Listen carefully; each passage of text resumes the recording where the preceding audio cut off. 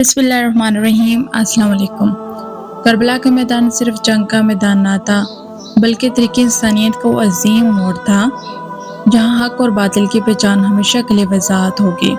کربلا کی سرزمین پر امام حسین علیہ السلام اور ان کے جانثاروں کی قربانیاں تاریخ کا ایک اہم باب ہے، لیکن ان کے بعد بی بی زینب کی صبر، استقامت، خطبوں اور کردار نے اس تحریر کو بقا بخشی۔ کربلا کے بعد شام کا قید خانہ، دربار یزید اور وہاں بی بی زینب کی بہادری، حکمت کا وہ پہلو ہے جو امام حسین علیہ السلام کے مشن کو مکمل کرتا ہے۔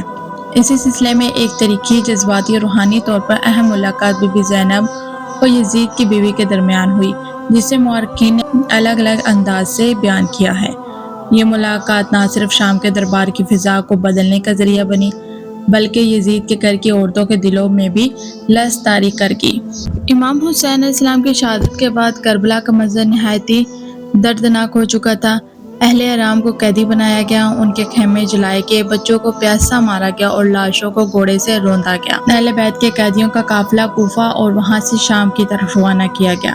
شام تک کے سفر میں بی بی زینب اور بی بی سکینہ کے ساتھ دیگر خواتین، یتیم بچے بے نیل کفن، زنجیروں میں جکڑے ہوئے تکلیف دہ مراحل سے گزرے۔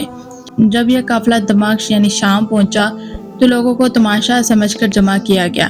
یزید نے ان قیدیوں کو عام بازار سے گزار کر عوامی تذلیل کی کوشش کی، مگر بی بی زینب نے حوصلہ اور وقار کے ساتھ اپنی عزت و عظمت کو برقرار رکھا۔ یزید کے دربار میں جب قیدیوں کو پیش کیا گیا تو بی بی زینب نے وہاں وہ تاریخی خطبہ دیا جو یزید کی نیندیں اڑا گیا۔ دربار میں بیٹھے ہوئے لوگوں پر بی بی کا کلام اثر انداز ہوا اور یزید کی اصلیت کھل کر سامنے آ گئی۔ یزید کی بیوی کا نام محررین مختلف انداز میں ذکر کرتے ہیں۔ کچھ کے مطابق ان کا نام ہندو تھا، کچھ کے نزدیک جدہ بنت اشات کی روایت بھی شامل ہوتی ہے، لیکن اہم بات یہ ہے کہ وہ بھی شام کے محل میں قیدیوں کی آمد سے باخبر تھی۔ یزید کی بیوی اگرچہ اس ظلم کا حصہ نہ تھی، لیکن بی بی زینب کی عظمت اور اسیرین کی حالت نے اس کے دل کو ہلا کر رکھ دیا۔ قیدیوں کو ایک ٹوٹے ہوئے مکان میں رکھا گیا جس میں نہ بستر تھا، نہ کھانا، نہ پانی۔ معصوم بچے بھوک سے بلک رہے تھے۔ خواتین مسلسل امام حسین کو یاد کر کے آزاد کر رہی تھیں۔ شام کی عورتیں روزانہ قید خانے کے باہر سے گزرتی اور حیران ہوتی، یہ کون لوگ ہیں جن کے چہرے روشن، لباس خاک آلودہ اور آنکھیں اشک بار ہیں۔ ان میں ایک عورت جو یزید کے محل سے منسلک تھی، اس نے سنا تھا کہ محمد صلی اللہ علیہ وسلم کی نواسی زینب ہے۔ یہ خبر جب یزید کی بیوی تک پہنچی تو وہ بھی حیران ہو گئی۔ یزید کی بیوی نے سوچا اگر یہ واقعی رسول صلی اللہ علیہ وسلم کی نواسی ہے تو انہیں سال میں رکھنا ظلم ہے۔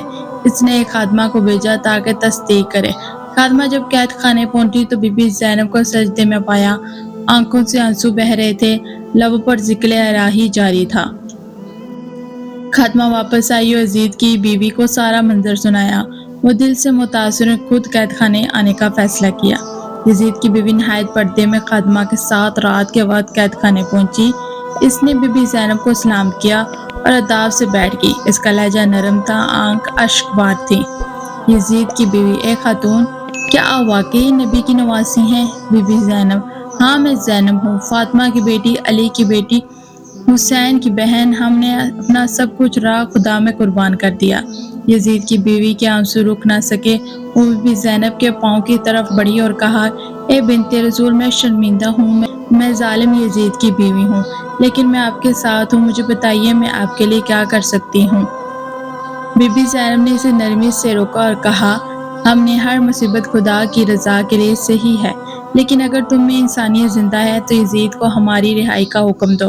ہمارے یتیم بچے، ہماری بیمار بیویاں، یہ سب کسی راہ کے مستحق ہیں۔ یزید کی بیوی نے وعدہ کیا کہ وہ یزید سے بات کریں گی۔ اس نے خادمہ کے ہاتھ کچھ پانی، کھجوریں اور چادریں بھیجی، جنہیں دیکھ کر قیدیوں کی آنکھوں میں نمی آ گئی۔ جب یزید محل میں آیا تو بیوی نے موقع پا کر نرمی سے سوال کیا: کیا تم جانتے ہو جنہیں قید رکھا ہے وہ کون ہیں؟ تم نے رسول اللہ علیہ وسلم کی اولاد پر ظلم کیا، کیا تمہیں قیامت کا خوف نہیں؟ یزید نے غصے سے جواب دیا، لیکن دل میں تذلیل ضرور آیا۔ عورتوں کا مسلسل اصرار، شام کی عوام کا اضطراب اور دربار میں بی بی زینب کے خطبے نے یزید کو مجبور کر دیا کہ وہ اہل بیت کو رہا کر دے۔ ایک دن خادمہ بی بی سکینہ کو دیکھ کر رو پڑی۔ چھوٹی سی بچی جو رات प्यास से सोती बाबा हुसैन को याद करती, कैद खाने के फर्श पर जंजीरों में पड़ी रोती रहती। खादमा ने जाकर यजीद की बीवी को बताया। बीबी वो छोटी बच्ची बाबा हुसैन को याद करके सिसकाती है और जंजीरों की आवाज कैद खाने को लर्जा देती है। यजीद की बीवी ने बेताब होगी, इसने अपनी चादर ओढ़ी और खादमा के साथ रात के वक्त दोबारा कैद खाने में पहुंची तो वो बेसाख्ता रो पड़ी। बीबी ज़ैनब ने सकीना से कहा, बेटी ये मेहमान है, सलाम करो। बीबी सकीना ने सलाम किया, फिर सवाल किया, क्या आपके पास पानी है?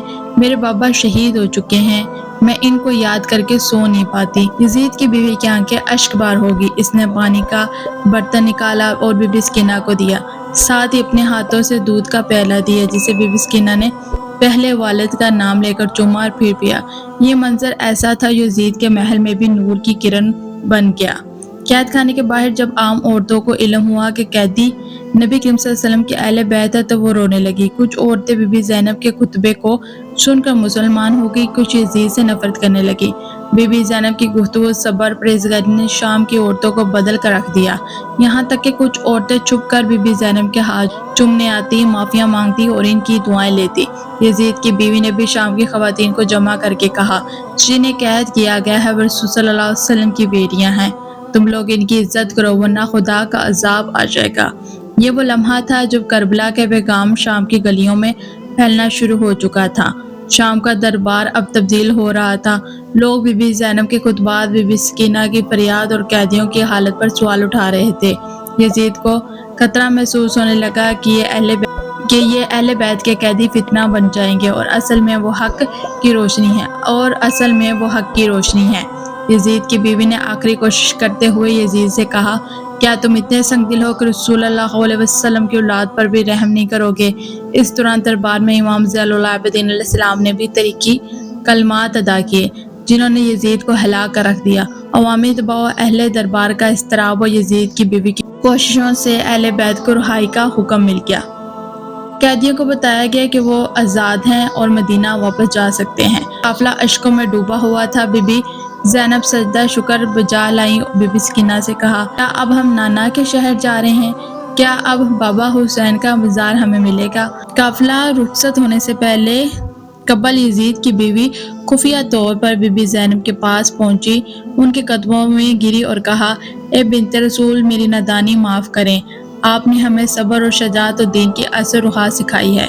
बीबी ज़ैनब ने इसे दुआ दी और फरमाया, अल्लाह तुम्हारे दिल को नूर दे, तूने जालिम के महल में हक को पहचाना, ये हदायत की अलामत है। रुवायत के मुताबिक इस वाक़ये के बाद यजीद की बीवी दिल से इस्लाम की सच्चाई को समझ चुकी थी, इसने महल की ज़िंदगी को छोड़ दिया। कुछ रुवायत के मुताबिक वो बाद में हज के लिए मक्का गई और एक आम इंसान की हैसियत से ज़िंदगी बसर की। इसके दिल से जुल्म के महल का पर्दा हट चुका था और बीबी ज़ैनब की कुर्बत की इसकी रूह को बदल चुकी थी। यह लम्हा तारीख की सफाहत पर एक खामोश इनकलाब की तरह था। जालिम की छत के नीचे और नूर का चिराग कैसे चलता, ये बीबी ज़ैनब और यजीद की बीवी की मुलाकात ने साबित कर दिया। बीबी ज़ैनब ने दुश्मन के घर में दिल जीता। हक की रोशनी वहां पहुंची जहां कुफर का महल था। औरतों की हदायत का दरवाज़ा खुला और क़यामत तक मुस्लिमों की हमायत का दर्स मिलेगा। बीबी ज़ैनब और यजीद की बीवी की मुलाकात कोई आम मुलाकात ना थी, बल्कि हक और बातिल की दो इंतहाई टकरार था। ये मुलाकात इसलिए अहम है कि इसने बताया कि जुल्म के महल में भी, जालिम के महल में भी कभी चिराग जल सकते हैं और अगर रोशनी को पहचान लिया जाए तो।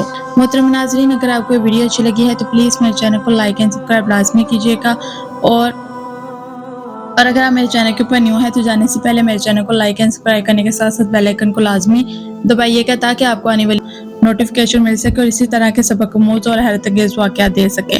मोहतरम नाज़रीन, अब दे मुझे इजाज़त, फिर मिलेंगे नई वीडियो में नए इस्लामी टॉपिक के साथ। अल्लाह हाफ़िज़।